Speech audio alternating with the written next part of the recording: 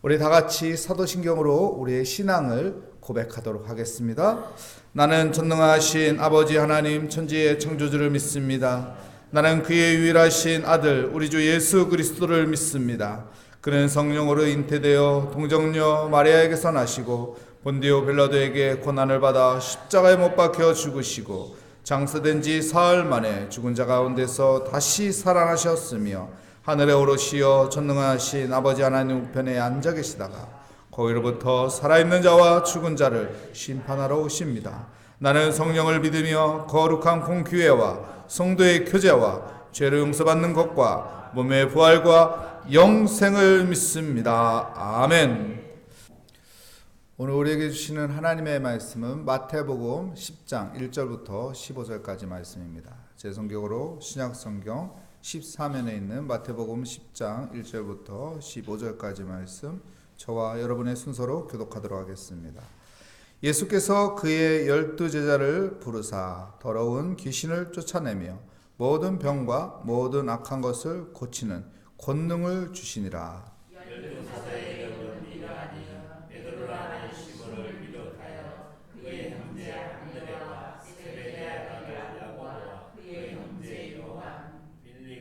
빌립과 바돌로메, 도마와 세리마테, 알페오의 아들 야고보와 다데오.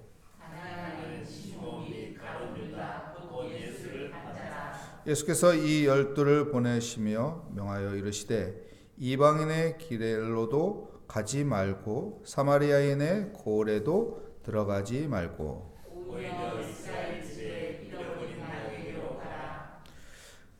가면서 전파하여 말하되 천국이 가까이 왔다 하고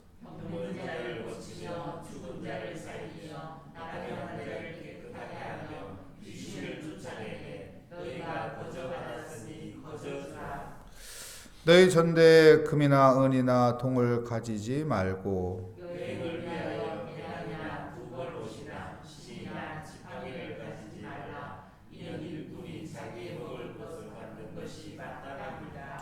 어떤 성이나 마을에 들어가거든 그 중에 합당한 자를 찾아내어 너희가 떠나기까지 거기서 머물라.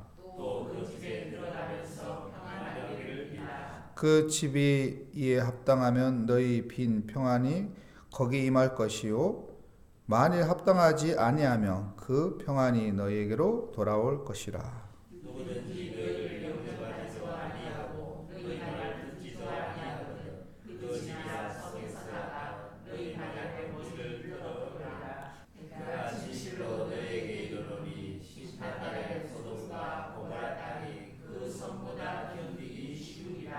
아멘.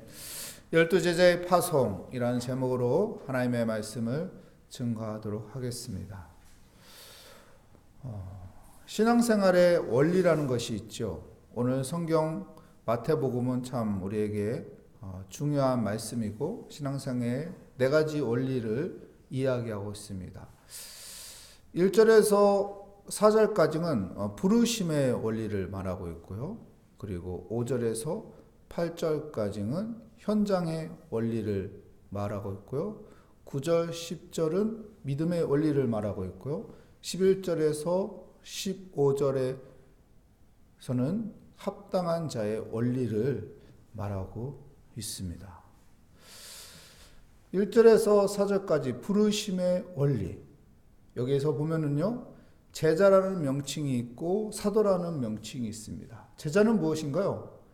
제자는 스승이 있어요. 스승을 통해서 배움을 받는 것이 제자예요. 스승을 통해서 훈련을 받는 것이 제자예요. 주님께서 우리를 부르신 것은 말씀으로 우리를 가르치고 말씀으로 우리를 훈련하기 위해서 우리를 부르신 것이죠. 그리고 사도는 무엇일까요? 사도는 사명을 받고 세상에 파송되는 거예요.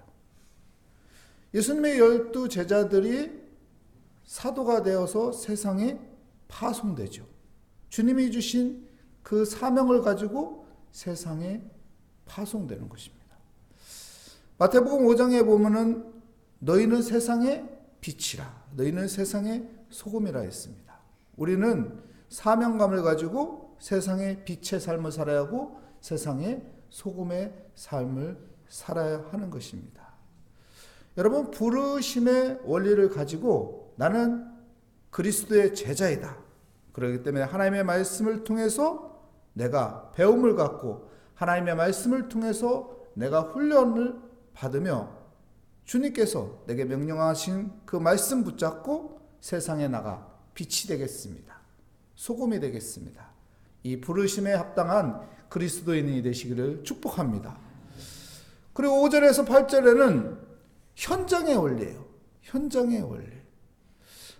현장에 나가는데 이방인한테도 가지 말고 사마리아인한테도 가지 말고 이스라엘 집에 잃어버린 자를 찾아가라고 말하고 있습니다. 무슨 말인가요? 우리에게 현장이 있지만은 우리가 하나님의 사명을 가지고 세상에 나가지만은 가까운 사람들에게 먼저 접근하라는 것입니다. 가까운 사람들과 좋은 관계를 먼저 가지라는 것입니다. 가까운 사람을 통해서 하나님은 일하신다는 것입니다. 우리에게 주어진 현장. 여러분, 내가 무엇인가 일을 하는데 나하고 전혀 모르는 멀리 있는 사람하고는 여러분 같이 무엇인가 마음을 맞추기가 쉽지가 않아요. 또 우리가 복음을 전하는 데 있어서도 생판 모르는 사람에게 복음을 전하기가 쉽지가 않아요.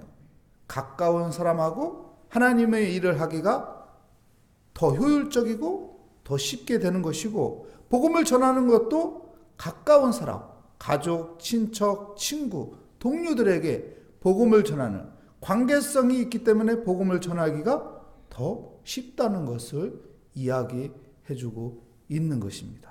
그래서 현장을 잘 활용할 수 있는 그 신앙인이 되라는 것을 가르쳐주고 있는 것이죠. 9절, 10절에서는 무엇을 이야기하는 겁니까? 여러분, 믿음의 원리를 이야기하고 있습니다. 천대를 가지고 가지 말라고 하죠. 돈을 호주머니에 넣고 가지 말라고 합니다. 여행을 위해서 배낭이나 옷이나 신발이나 지팡이를 가지고 가지 말라고 합니다. 무슨 말인가요? 믿음을 가지라는 거예요. 하나님께서 채워줄 거라는 믿음을 가지라는 거예요. 우리가 신앙생활 하는데 있어서 믿음을 가지라는 거예요. 믿음을 가지라는 거예요. 돈이 있어야지. 가방이 있어야지. 옷이 있어야지. 신발이 있어야지. 지팡이가 있어야지. 있어야죠. 있어야 하는데 그것을 하나님께서 주시겠다는 그 믿음을 가지라는 거예요. 하나님께서 채워줄 거라는 믿음을 가지라는 거예요. 아브라함이 이삭을 바칠 때 믿음으로 순종했잖아요. 근데 여호와의 일에 하나님이 어떡합니까? 아들을 바치지 않고 대신 하나님께서 준비한 양을 바치게 했어요. 이 믿음을 가지라는 거예요. 하나님께서 내게 필요한 것을 채워주실 것이다. 하나님께서 분명히 우리 가정에 필요한 것을 채워주실 것이다. 우리 자녀에게 필요한 것을 채워주실 것이라. 이 믿음을 가지고 기도하고 주께 맡기고 생활하라는 것이죠. 그렇다고 해서 돈 벌지 말라는 게 아니에요. 그렇다고 해서 수고하지 말라는 게 아니에요. 돈을 벌고 수고하고 열심히 살아야죠. 그런데 내 중심에 믿음이 있어야 한다는 것이죠. 하나님께서 내 수고를 통해서 좋은 것을 채워주실 것이다. 하나님께서 내 이 노력을 통해서 하나님께서 내 필요한 것을 채워주실 것이다. 하나님께서 나의 이 열심을 통해서 하나님께서 이 일을 풀어주실 것이다. 이 믿음을 가지고 살으라는 것입니다. 여러분, 믿음의 원리를 가지고 살아가는 복된 삶이 되시기를 축복합니다. 그리고 10절부터 15절까지는 무엇을 말하고 있나요? 여러분, 합당한 자를 찾으라고 해요. 합당한 자. 그 성에, 그 마을에 들어가면 합당한 자를 찾아라. 내가 도움을 받기 위해서 도와주세요 했는데 그 사람이 거절하면 그 사람은 나를 도와줄 합당한 자가 아닌 거예요.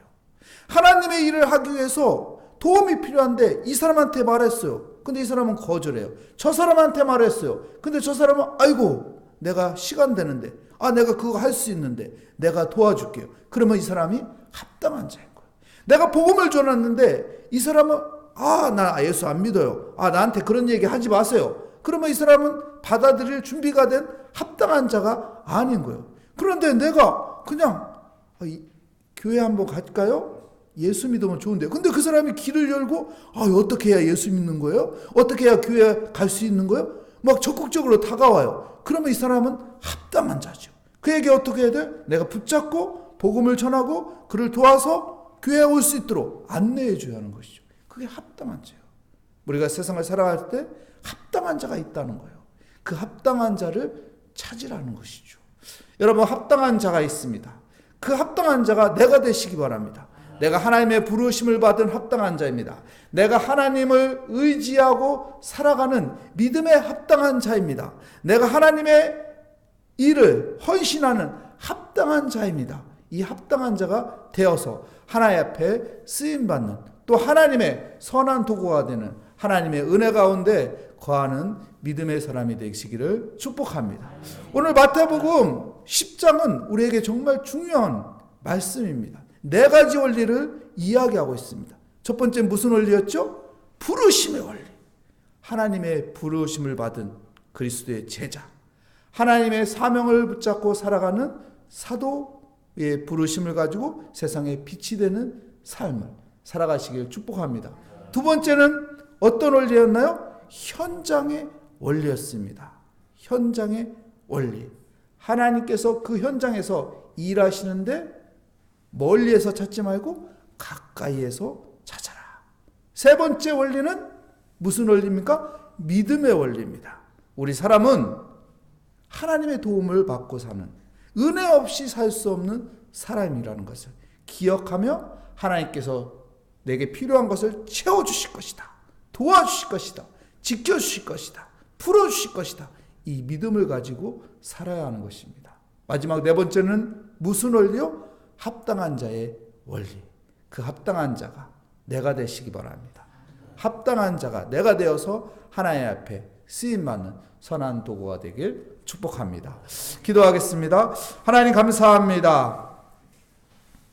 12제자를 파송하신 하나님, 내가 그리스도의 제자가 되어 현장에서 믿음을 가지고 합당한 자가 되어서 하나님 앞에 귀하게 쓰임받는 삶이 되기를 원합니다. 주여 은혜 주시고 오늘도 주님께서 함께하여 주시며 주와 동행하는 그리스도의 삶이 되게 하여 주시옵소서. 주께 감사드리며 예수 그리스도의 이름으로 기도합니다. 아멘. 하늘에 계신 우리 아버지, 아버지의 이름을 거룩하게 하시며 아버지의 나라가 오게 하시며 아버지의 뜻이 하늘에서와 같이 땅에서도 이루어지게 하소서. 오늘 우리에게 일용할 양식을 주시고 우리가 우리에게 잘못한 사람을 용서하여 준 것 같이 우리 죄를 용서하여 주시고 우리 시험에 빠지지 않게 하시고 악에서 구하소서. 나라와 권능과 영광이 영원히 아버지의 것입니다. 아멘. 오늘 말씀을 다시 한번 생각하며 그 말씀을 마음에 품으며 우리 기도 제목을 하나님 앞에 올려드리며 믿음을 가지고 하나님의 은혜를 간구하며 이 시간 주여 한번 부르짖고 기도하도록 하겠습니다. 주여! 하나님, 오늘 또 주의 은혜 가운데 살고자 하나님 믿음으로 하나님 기도의 자리에 나왔습니다.